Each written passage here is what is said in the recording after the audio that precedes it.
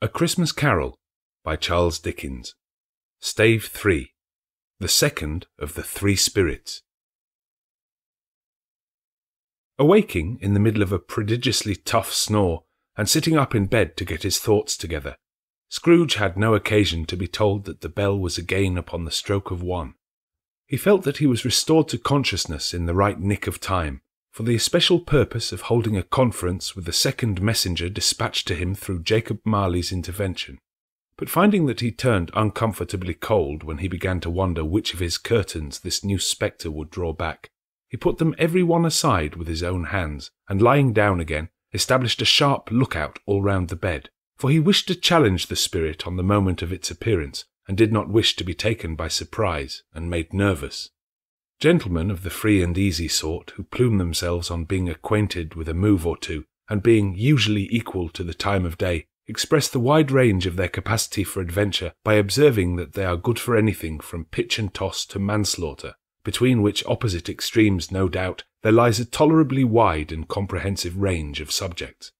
Without venturing for Scrooge quite as hardily as this, I don't mind calling on you to believe that he was ready for a good broad field of strange appearances, and that nothing between a baby and rhinoceros would have astonished him very much.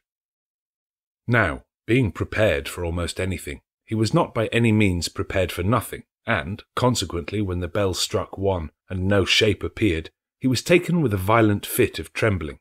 5 minutes, 10 minutes, a quarter of an hour went by, yet nothing came.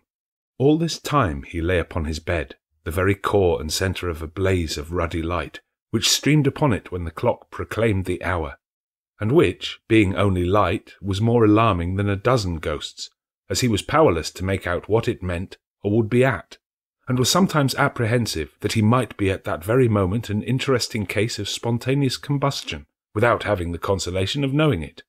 At last, however, he began to think, as you or I would have thought at first, for it is always the person not in the predicament who knows what ought to have been done in it, and would unquestionably have done it too.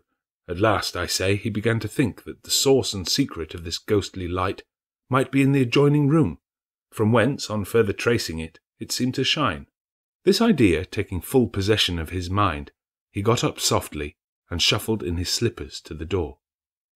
The moment Scrooge's hand was on the lock, a strange voice called him by his name and bade him enter. He obeyed. It was his own room, there was no doubt about that, but it had undergone a surprising transformation. The walls and ceiling were so hung with living green that it looked a perfect grove, from every part of which bright gleaming berries glistened. The crisp leaves of holly, mistletoe, and ivy reflected back the light, as if so many little mirrors had been scattered there, and such a mighty blaze went roaring up the chimney, as that dull petrification of a hearth had never known in Scrooge's time, or Marley's, or for many and many a winter season gone. Heaped up on the floor to form a kind of throne were turkeys, geese, game, poultry, brawn, great joints of meat, sucking pigs, long wreaths of sausages, mince pies, plum puddings, barrels of oysters, red-hot chestnuts, cherry-cheeked apples, juicy oranges, luscious pears, immense twelfth cakes, and seething bowls of punch that made the chamber dim with their delicious steam. In easy state upon this couch there sat a jolly giant, glorious to see, who bore a glowing torch, in shape not unlike Plenty's horn, and held it up, high up, to shed its light on Scrooge as he came peeping round the door. "Come in," exclaimed the ghost. "Come in, and know me better, man." Scrooge entered timidly and hung his head before this spirit. He was not the dogged Scrooge he had been, and though the spirit's eyes were clear and kind, he did not like to meet them. "I am the ghost of Christmas present," said the spirit. "Look upon me." Scrooge reverently did so. It was clothed in one simple green robe or mantle bordered with white fur. This garment hung so loosely on the figure that its capacious breast was bare, as if disdaining to be warded or concealed by any artifice. Its feet, observable beneath the ample folds of the garment, were also bare, and on its head it wore no other covering than a holly wreath, set here and there with shining icicles. Its dark brown curls were long and free as its genial face, its sparkling eye, its open hand, its cheery voice, its unconstrained demeanour, and its joyful air. Girded round its middle was an antique scabbard, but no sword was in it, and the ancient sheath was eaten up with rust. "You have never seen the like of me before," exclaimed the spirit. "Never," Scrooge made answer to it. "Have never walked forth with the younger members of my family, meaning, for I am very young, my elder brothers born in these later years," pursued the phantom. "I don't think I have," said Scrooge. "I am afraid I have not. Have you had many brothers, spirit?" "More than 1,800, said the ghost. "A tremendous family to provide for," muttered Scrooge. The ghost of Christmas Present rose. "Spirit," said Scrooge submissively, "conduct me where you will. I went forth last night on compulsion, and I learnt a lesson which is working now. Tonight, if you have aught to teach me, let me profit by it. Touch my robe." Scrooge did as he was told, and held it fast. Holly, mistletoe, red berries, ivy, turkeys, geese, game, poultry, brawn, meat, pigs, sausages, oysters, pies, puddings, fruit, and punch all vanished instantly. So did the room, the fire, the ruddy glow, the hour of night, and they stood in the city streets on Christmas morning, where, for the weather was severe, the people made a rough but brisk and not unpleasant kind of music, in scraping the snow from the pavement in front of their dwellings, and from the tops of their houses, whence it was mad delight to the boys to see it come plumping down into the road below, and splitting into artificial little snowstorms. The house fronts looked black enough, and the windows blacker, contrasting with the smooth white sheet of snow upon the roofs, and with the dirtier snow upon the ground, which last deposit had been ploughed up in deep furrows by the heavy wheels of carts and wagons, furrows that crossed and recrossed each other hundreds of times where the great streets branched off, and made intricate channels, hard to trace in the thick yellow mud and icy water. The sky was gloomy, and the shortest streets were choked up with a dingy mist, half thawed, half frozen, whose heavier particles descended in a shower of sooty atoms, as if all the chimneys in Great Britain had, by one consent, caught fire, and were blazing away to their dear hearts' content. There was nothing very cheerful in the climate or the town, and yet was there an air of cheerfulness abroad that the clearest summer air and brightest summer sun might have endeavoured to diffuse in vain. For the people who were shovelling away on the housetops were jovial and full of glee, calling out to one another from the parapets, and now and then exchanging a facetious snowball, better-natured missile far than many a wordy jest, laughing heartily if it went right, and not less heartily if it went wrong. The poulterers' shops were still half open, and the fruiterers were radiant in their glory. There were great, round, pot-bellied baskets of chestnuts, shaped like the waistcoats of jolly old gentlemen, lolling at the doors and tumbling out into the street in their apoplectic opulence. There were ruddy, brown-faced, broad-girthed Spanish onions, shining in the fatness of their growth like Spanish friars, and winking from their shelves in wanton slyness at the girls as they went by, and glanced demurely at the hung-up mistletoe. There were pears and apples, clustered high in blooming pyramids. There were bunches of grapes, made in the shopkeeper's benevolence to dangle from conspicuous hooks, that people's mouths might water gratis as they passed. There were piles of filberts, mossy and brown, recalling in their fragrance ancient walks among the woods and pleasant shufflings ankle-deep through withered leaves. There were Norfolk biffins, squat and swarthy, setting off the yellow of the oranges and lemons, and in the great compactness of their juicy persons, urgently entreating and beseeching to be carried home in paper bags and eaten after dinner. The very gold and silver fish set forth among these choice fruits in a bowl, though members of a dull and stagnant-blooded race, appeared to know that there was something going on, and, to a fish, went gasping round and round their little world in slow and passionless excitement. The grocers, the grocers, nearly closed, with perhaps 2 shutters down or 1, but through those gaps such glimpses! It was not alone that the scales descending on the counter made a merry sound, or that the twine and roller parted company so briskly, or that the canisters were rattled up and down like juggling tricks, or even that the blended scents of tea and coffee were so grateful to the nose, or even that the raisins were so plentiful and rare, the almonds so extremely white, the sticks of cinnamon so long and straight, the other spices so delicious, the candied fruits so caked and spotted with molten sugar as to make the coldest lookers-on feel faint and subsequently bilious. Nor was it that the figs were moist and pulpy, or that the French plums blushed in modest tartness from their highly decorated boxes, or that everything was good to eat and in its Christmas dress, but the customers were all so hurried and so eager in the hopeful promise of the day that they tumbled up against each other at the door, crashing their wicker baskets wildly, and left their purchases upon the counter and came running back to fetch them and committed hundreds of the like mistakes in the best humour possible, while the grocer and his people were so frank and fresh that the polished hearts with which they fastened their aprons behind might have been their own, worn outside for general inspection, and for Christmas doors to peck at, if they chose. But soon the steeples called good people all to church and chapel, and away they came, flocking through the streets in their best clothes and with their gayest faces. And at the same time there emerged from scores of by-streets, lanes, and nameless turnings, innumerable people carrying their dinners to the bakers' shops. The sight of these poor revellers appeared to interest the spirit very much, for he stood with Scrooge beside him in a baker's doorway, and taking off the covers as their bearers passed, sprinkled incense on their dinners from his torch.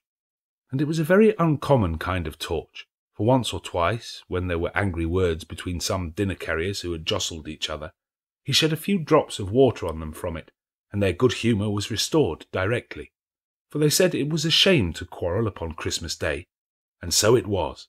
God love it, so it was. In time the bells ceased, and the bakers were shut up, and yet there was a genial shadowing forth of all these dinners and the progress of their cooking in the thawed blotch of wet above each baker's oven, where the pavement smoked as if its stones were cooking too. "Is there a peculiar flavour in what you sprinkle from your torch?" asked Scrooge. "There is. My own." "Would it apply to any kind of dinner on this day?" asked Scrooge. "To any kindly given, to a poor one most." "Why to a poor one most?" asked Scrooge. "Because it needs it most." "Spirit," said Scrooge, after a moment's thought, "I wonder you, of all the beings in the many worlds about us, should desire to cramp these people's opportunities of innocent enjoyment." "I?" cried the spirit. "You would deprive them of their means of dining every 7th day, often the only day on which they can be said to dine at all," said Scrooge. "Wouldn't you?" "Aye," cried the spirit. "You seek to close these places on the 7th day," said Scrooge, "and it comes to the same thing." "I seek!" exclaimed the spirit. "Forgive me if I am wrong. It has been done in your name, or at least in that of your family," said Scrooge. "There are some upon this earth of yours," returned the spirit, "who lay claim to know us, and who do their deeds of passion, pride, ill will, hatred, envy, bigotry, and selfishness in our name, who are as strange to us and all our kith and kin as if they had never lived. Remember that, and charge their doings on themselves, not us." Scrooge promised that he would, and they went on, invisible as they had been before, into the suburbs of the town. It was a remarkable quality of the ghost, which Scrooge had observed at the baker's, that notwithstanding his gigantic size, he could accommodate himself to any place with ease, and that he stood beneath a low roof quite as gracefully and like a supernatural creature as it was possible he could have done in any lofty hall. And perhaps it was the pleasure the good spirit had in showing off this power of his, or else it was his own kind, generous, hearty nature, and his sympathy with all poor men, that led him straight to Scrooge's clerk's, for there he went, and took Scrooge with him, holding to his robe, and on the threshold of the door the spirit smiled and stopped to bless Bob Cratchit's dwelling with a sprinkling of his torch. Think of that! Bob had but 15 bob a week himself. He pocketed on Saturdays but 15 copies of his Christian name, and yet the ghost of Christmas present blessed his 4-roomed house. Then up rose Mrs. Cratchit, Cratchit's wife, dressed out but poorly in a twice-turned gown, but brave in ribbons, which are cheap and make a goodly show for 6pence. And she laid the cloth, assisted by Belinda Cratchit, second of her daughters, also brave in ribbons, while Master Peter Cratchit plunged a fork into a saucepan of potatoes, and getting the corners of his monstrous shirt-collar, Bob's private property, conferred upon his son and heir in honour of the day, into his mouth, rejoiced to find himself so gallantly attired, and yearned to show his linen in the fashionable parks. And now 2 smaller Cratchits, boy and girl, came tearing in, screaming that outside the baker's they had smelt the goose, and known it for their own.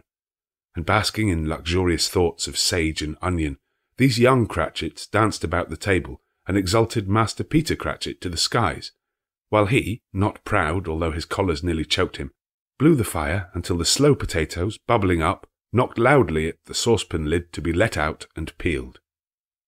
"What has ever got your precious father, then?" said Mrs. Cratchit. "And your brother, Tiny Tim? And Martha warn't as late last Christmas Day by half an hour." "Here's Martha, mother," said a girl, appearing as she spoke. "Here's Martha, mother," cried the 2 young Cratchits. "Hurrah! There's such a goose, Martha." "Why, bless your heart alive, my dear, how late you are," said Mrs. Cratchit, kissing her a dozen times and taking off her shawl and bonnet for her with officious zeal. "We'd a deal of work to finish up last night," replied the girl, "and had to clear away this morning, mother." "Well, never mind, so long as you were come," said Mrs. Cratchit. "Sit ye down before the fire, my dear, and have a warm, Lord bless you." "No, no, there's father coming," cried the 2 young Cratchits, who were everywhere at once. "Hide, Martha, hide!" So Martha hid herself, and in came little Bob, the father, with at least 3 feet of comforter exclusive of the fringe hanging down before him, and his threadbare clothes darned up and brushed to look seasonable, and Tiny Tim upon his shoulders. Alas for Tiny Tim, he bore a little crutch and had his limbs supported by an iron frame. "Why, where's our Martha?" cried Bob Cratchit, looking round. "Not coming," said Mrs. Cratchit. "Not coming," said Bob, with a sudden declension in his high spirits, for he had been Tim's blood horse all the way from church, and had come home rampant. "Not coming upon Christmas Day?" Martha didn't like to see him disappointed, if it were only in joke, so she came out prematurely from behind the closet door and ran into his arms, while the 2 young Cratchits hustled Tiny Tim and bore him off to the wash-house, that he might hear the pudding singing in the copper. "And how did little Tim behave?" asked Mrs. Cratchit, when she had rallied Bob on his credulity, and Bob had hugged his daughter to his heart's content. "As good as gold," said Bob, "and better.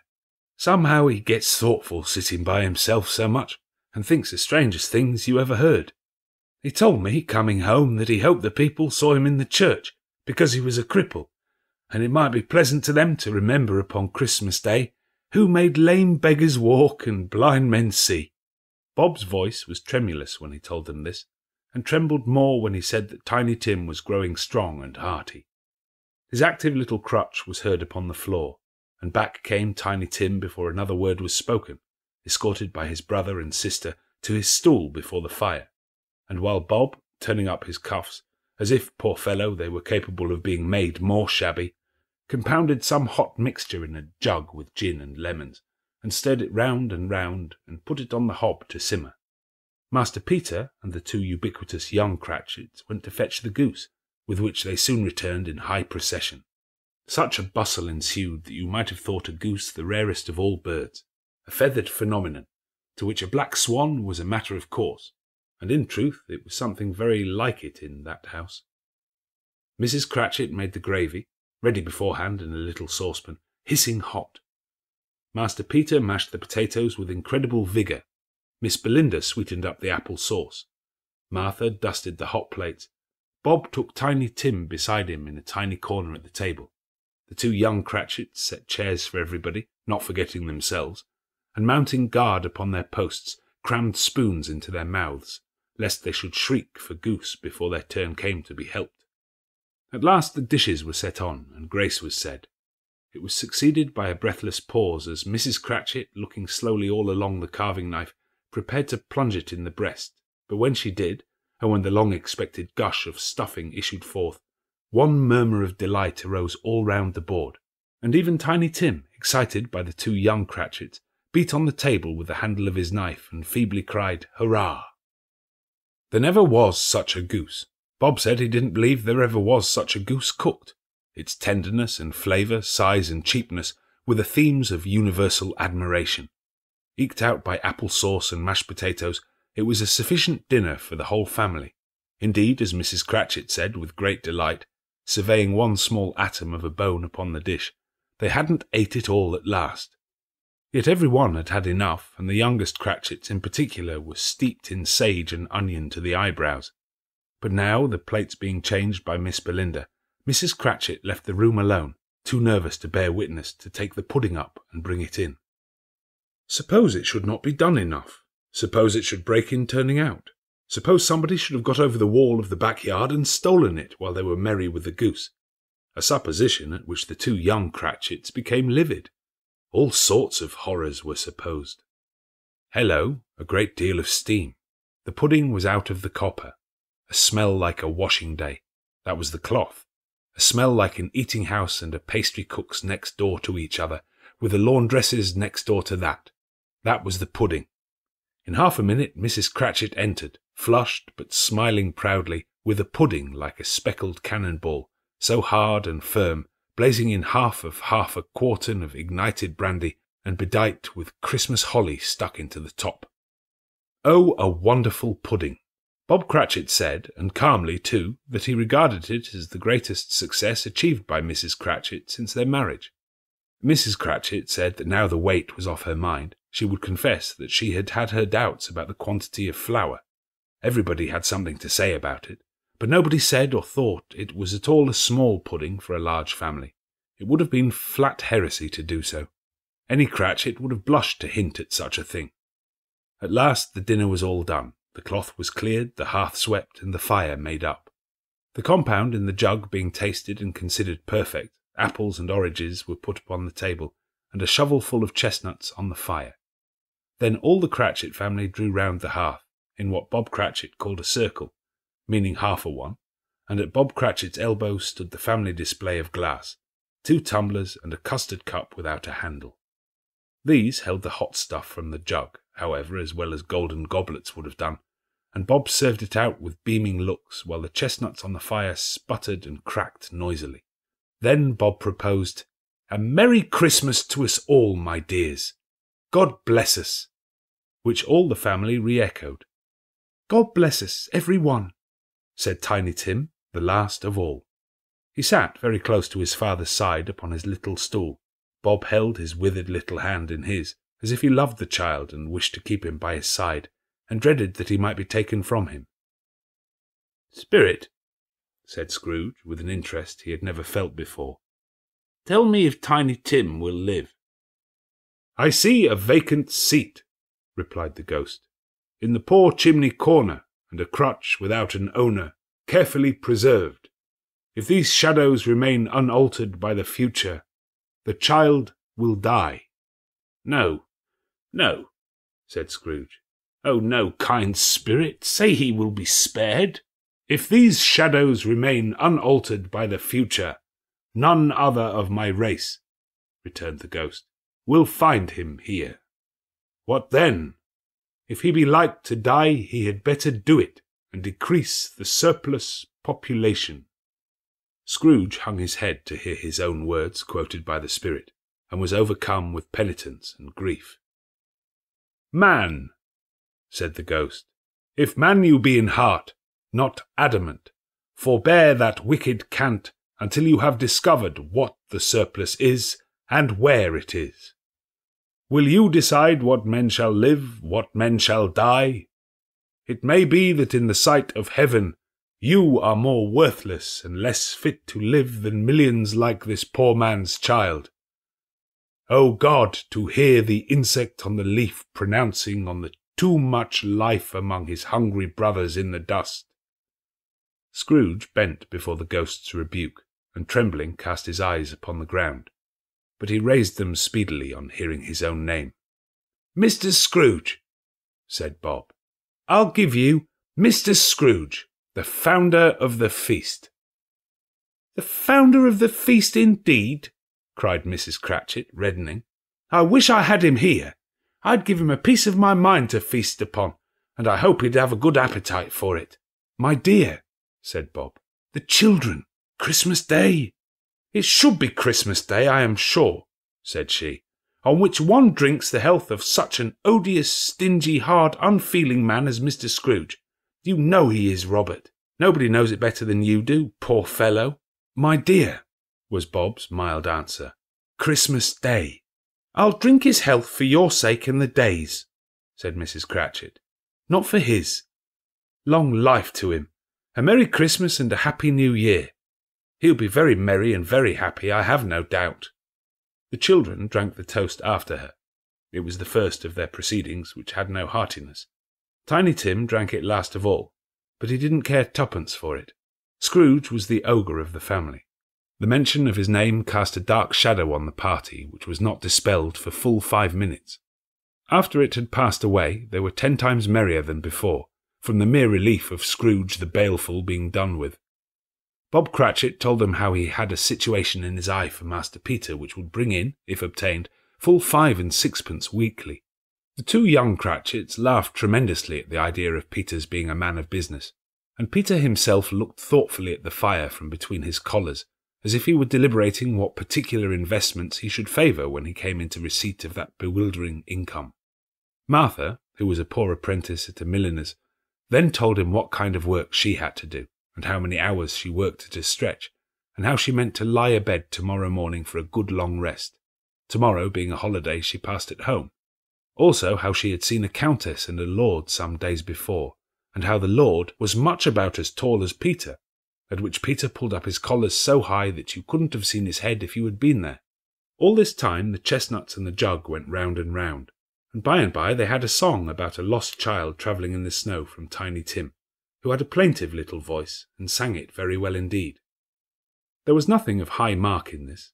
They were not a handsome family, they were not well dressed, their shoes were far from being waterproof, their clothes were scanty, and Peter might have known, and very likely did, the inside of a pawnbroker's. But they were happy, grateful, pleased with one another, and contented with the time, and when they faded and looked happier yet in the bright sprinklings of the spirit's torch at parting, Scrooge had his eye upon them, and especially on Tiny Tim, until the last. By this time it was getting dark and snowing pretty heavily, and as Scrooge and the spirit went along the street, the brightness of the roaring fires in kitchens, parlours, and all sorts of rooms was wonderful.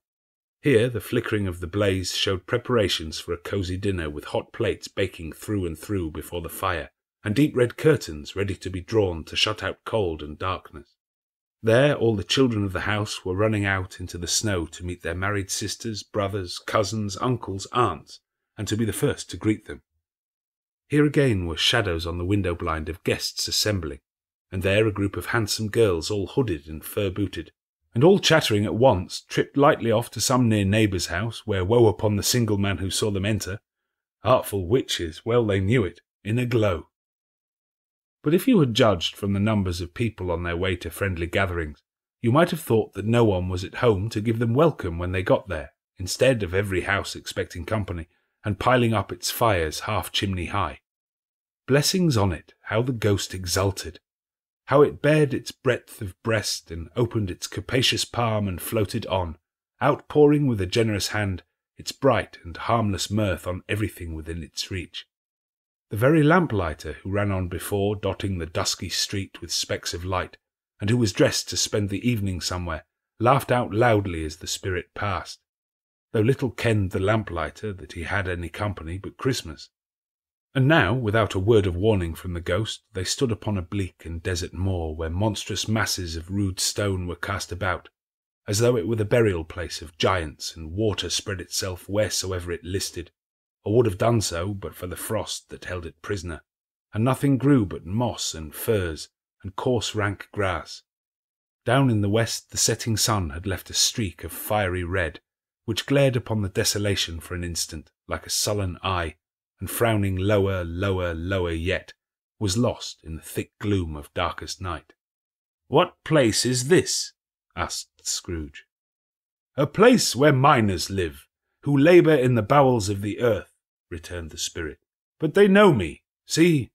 A light shone from the window of a hut, and swiftly they advanced towards it. Passing through the wall of mud and stone, they found a cheerful company assembled round a glowing fire. An old man and woman with their children, and their children's children, and another generation beyond that, all decked out gaily in their holiday attire. The old man, in a voice that seldom rose above the howling of the wind upon the barren waste, was singing them a Christmas song. It had been a very old song when he was a boy, and from time to time they all joined in the chorus. So surely as they raised their voices, the old man got quite blithe and loud, and so surely as they stopped, his vigour sank again. The spirit did not tarry here, but bade Scrooge hold his robe, and passing on above the moor sped whither? Not to sea. To sea.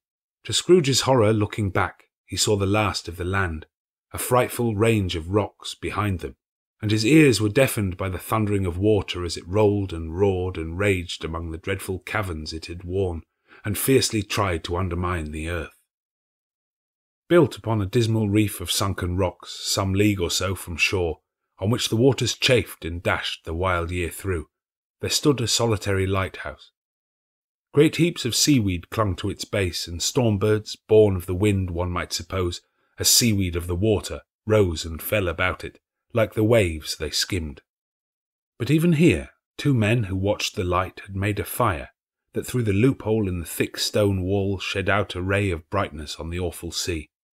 Joining their horny hands over the rough table at which they sat, they wished each other Merry Christmas in their can of grog, and one of them, the elder, too, with his face all damaged and scarred with hard weather, as the figurehead of an old ship might be, struck up a sturdy song that was like a gale in itself. Again the ghost sped on above the black and heaving sea, on, until, being far away, as he told Scrooge, from any shore, they lighted on a ship. They stood beside the helmsman at the wheel, the lookout in the bow, the officers who had a watch, dark, ghostly figures in their several stations, but every man among them hummed a Christmas tune, or had a Christmas thought, or spoke below his breath to his companion of some bygone Christmas day, with homeward hopes belonging to it. And every man on board, waking or sleeping, good or bad, had had a kinder word for another on that day than on any day in the year, and had shared to some extent in its festivities, and had remembered those he cared for at a distance, and had known that they delighted to remember him. It was a great surprise to Scrooge, while listening to the moaning of the wind, and thinking what a solemn thing it was to move on through the lonely darkness over an unknown abyss, whose depths were secrets as profound as death. It was a great surprise to Scrooge, while thus engaged, to hear a hearty laugh. It was a much greater surprise to Scrooge to recognise it as his own nephew's, and to find himself in a bright, dry, gleaming room, with the spirit standing smiling by his side, and looking at that same nephew with approving affability. "Ha ha!" laughed Scrooge's nephew. "Ha ha ha! If you should happen, by any unlikely chance, to know a man more blessed in a laugh than Scrooge's nephew, all I can say is, I should like to know him too. Introduce him to me, and I'll cultivate his acquaintance. It is a fair, even-handed, noble adjustment of things, that while there is infection in disease and sorrow, there is nothing in the world so irresistibly contagious as laughter and good humour. When Scrooge's nephew laughed in this way, holding his sides, rolling his head, and twisting his face into the most extravagant contortions, Scrooge's niece by marriage laughed as heartily as he, and their assembled friends, being not a bit behindhand, roared out lustily, "Ha ha ha ha ha! He said that Christmas was a humbug, as I live!" cried Scrooge's nephew. "He believed it, too." "More shame for him, Fred," said Scrooge's niece indignantly. "Bless those women. They never do anything by halves. They are always in earnest." She was very pretty, exceedingly pretty, with a dimpled, surprised-looking, capital face, a ripe little mouth that seemed made to be kissed, as no doubt it was. All kinds of good little dots about her chin that melted into one another when she laughed, and the sunniest pair of eyes you ever saw in any little creature's head. Altogether she was what you would have called provoking, you know, but satisfactory too. Oh, perfectly satisfactory. "He's a comical old fellow," said Scrooge's nephew. "That's the truth, and not so pleasant as he might be. However, his offences carry their own punishment, and I have nothing to say against him." "I'm sure he is very rich, Fred," hinted Scrooge's niece. "At least you always tell me so." "What of that, my dear?" said Scrooge's nephew. "His wealth is of no use to him. He don't do any good with it. He don't make himself comfortable with it. He hasn't the satisfaction of thinking, that he's ever going to benefit us with it. I have no patience with him, observed Scrooge's niece. Scrooge's niece's sisters and all the other ladies expressed the same opinion. Oh, I have, said Scrooge's nephew. I am sorry for him. I couldn't be angry with him if I tried. Who suffers by his ill whims? Himself, always. Here, he takes it into his head to dislike us, and he won't come and dine with us. What's the consequence? He don't lose much of a dinner. Indeed, I think he loses a very good dinner, interrupted Scrooge's niece. Everybody else said the same, and they must be allowed to have been competent judges, because they had just had dinner, and, with the dessert upon the table, were clustered round the fire by lamplight. Well, I'm very glad to hear it, said Scrooge's nephew, because I haven't great faith in these young housekeepers. What do you say, Topper? Topper had clearly got his eye upon one of Scrooge's niece's sisters, for he answered that a bachelor was a wretched outcast who had no right to express an opinion on the subject. Whereat Scrooge's niece's sister, the plump one with the lace tucker, not the one with the roses, blushed. Do go on, Fred, said Scrooge's niece, clapping her hands. He never finishes what he begins to say. He is such a ridiculous fellow. Scrooge's nephew revelled in another laugh, and as it was impossible to keep the infection off, though the plump sister tried hard to do it with aromatic vinegar, his example was unanimously followed. I was only going to say, said Scrooge's nephew, that the consequence of his taking a dislike to us and not making merry with us is, as I think, that he loses some pleasant moments which could do him no harm. I am sure he loses pleasanter companions than he can find in his own thoughts, either in his mouldy old office or his dusty chambers. I mean to give him the same chance every year whether he likes it or not, for I pity him. He may rail at Christmas till he dies, but he can't help thinking better of it. I defy him. If he finds me going there, in good temper year after year, and saying, Uncle Scrooge, how are you? If it only puts him in the vein to leave his poor clerk £50, that's something. And I think I shook him yesterday. It was their turn to laugh now at the notion of his shaking Scrooge, but being thoroughly good-natured, and not much caring what they laughed at, so that they laughed at any rate, he encouraged them in their merriment, and passed the bottle joyously. After tea they had some music, for they were a musical family, and knew what they were about when they sung a glee or catch, I can assure you, especially Topper, who could growl away in the bass like a good one, and never swell the large veins on his forehead or get red in the face over it. Scrooge's niece played well upon the harp, and played among other tunes a simple little air, a mere nothing you might learn to whistle it in 2 minutes, which had been familiar to the child who fetched Scrooge from the boarding-school, as he had been reminded by the ghost of Christmas past. When this strain of music sounded, all the things that Ghost had shown him came upon his mind. He softened more and more, and thought that if he could have listened to it often, years ago, he might have cultivated the kindnesses of life for his own happiness with his own hands, without resorting to the sexton's spade that buried Jacob Marley. But they didn't devote the whole evening to music. After a while they played at forfeits, for it is good to be children sometimes, and never better than at Christmas, when its mighty founder was a child himself. Stop, there was first a game at Blind Man's Buff. Of course there was, and I no more believe Topper was really blind than I believe he had eyes in his boots. My opinion is that it was a done thing between him and Scrooge's nephew, and that the ghost of Christmas present knew it. The way he went after that plump sister in the lace tucker was an outrage on the credulity of human nature, knocking down the fire irons, tumbling over the chairs, bumping against the piano, smothering himself among the curtains. Wherever she went, there went he. He always knew where the plump sister was. He wouldn't catch anybody else. If you had fallen up against him, as some of them did, on purpose, he would have made a feint of endeavouring to seize you, which would have been an affront to your understanding, and would instantly have sidled off in the direction of the plump sister. She often cried out that it wasn't fair, and it really was not. But when at last he caught her, when, in spite of all her silken rustlings and her rapid flutterings past him, he got her into a corner whence there was no escape, then his conduct was the most execrable. For his pretending not to know her, his pretending that it was necessary to touch her headdress, and further to assure himself of her identity by pressing a certain ring upon her finger, and a certain chain about her neck, was vile, monstrous. No doubt she told him her opinion of it when, another blind man being in office, they were so very confidential together, behind the curtains. Scrooge's niece was not one of the blind man's buff party, but was made comfortable with a large chair and a footstool in a snug corner, where the ghost and Scrooge were close behind her. But she joined in the forfeits, and loved her love to admiration with all the letters of the alphabet. Likewise, at the game of How, When, and Where, she was very great, and to the secret joy of Scrooge's nephew, beat her sisters hollow, though they were sharp girls too, as Topper could have told you. There might have been 20 people there, young and old, but they all played, and so did Scrooge. For, wholly forgetting in the interest he had in what was going on, that his voice made no sound in their ears, he sometimes came out with his guess quite loud, and very often guessed quite right too.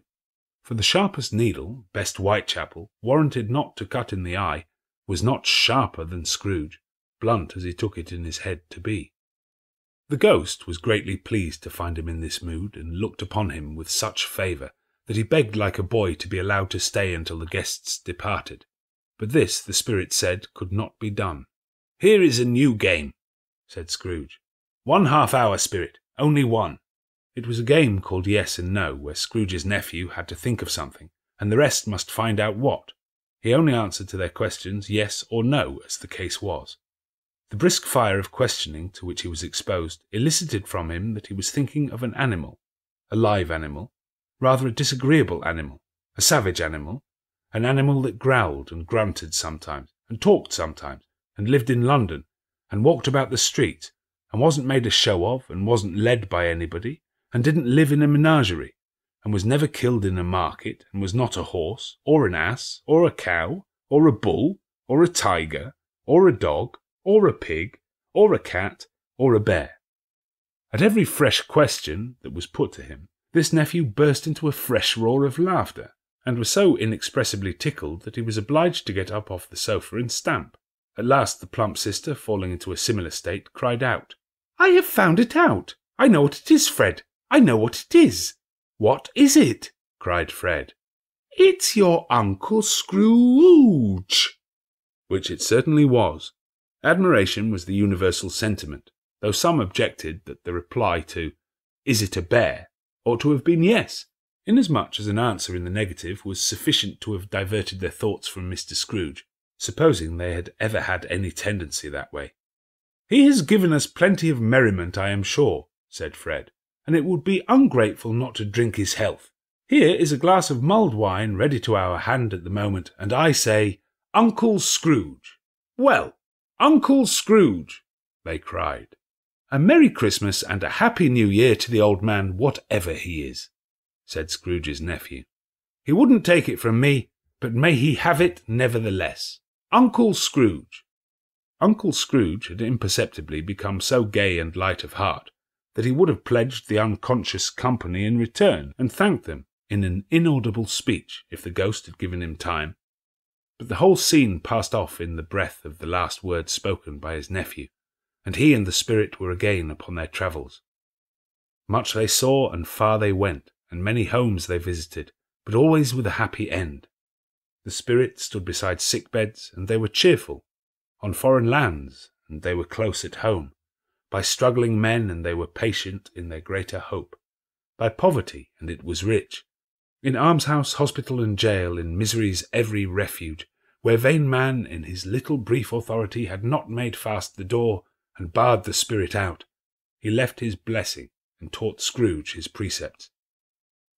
It was a long night, if it were only a night, but Scrooge had his doubts of this, because the Christmas holidays appeared to be condensed into the space of time they passed together. It was strange, too, that while Scrooge remained unaltered in his outward form, the ghost grew older, clearly older. Scrooge had observed this change, but never spoke of it, until they left a children's 12th night party, when, looking at the spirit as they stood together in an open place, he noticed that its hair was grey. "Are spirits' lives so short?" asked Scrooge. "My life upon this globe is very brief," replied the ghost. "It ends tonight." "Tonight?" cried Scrooge. "To-night, at midnight. Hark! The time is drawing near." The chimes were ringing the 11:15 at that moment. "Forgive me if I am not justified in what I ask," said Scrooge, looking intently at the spirit's robe, "but I see something strange and not belonging to yourself protruding from your skirts. Is it a foot or a claw?" "It might be a claw, for the flesh there is upon it," was the spirit's sorrowful reply. "Look here." From the foldings of its robe it brought 2 children, wretched, abject, frightful, hideous, miserable. They knelt down at its feet and clung upon the outside of its garment. "O man, look here! Look! Look! Down here!" exclaimed the ghost. They were a boy and girl, yellow, meagre, ragged, scowling, wolfish, but prostrate too in their humility. Where graceful youth should have filled their features out and touched them with its freshest tints, a stale and shrivelled hand like that of age had pinched and twisted them and pulled them into shreds. Where angels might have sat enthroned, devils lurked and glared out menacing.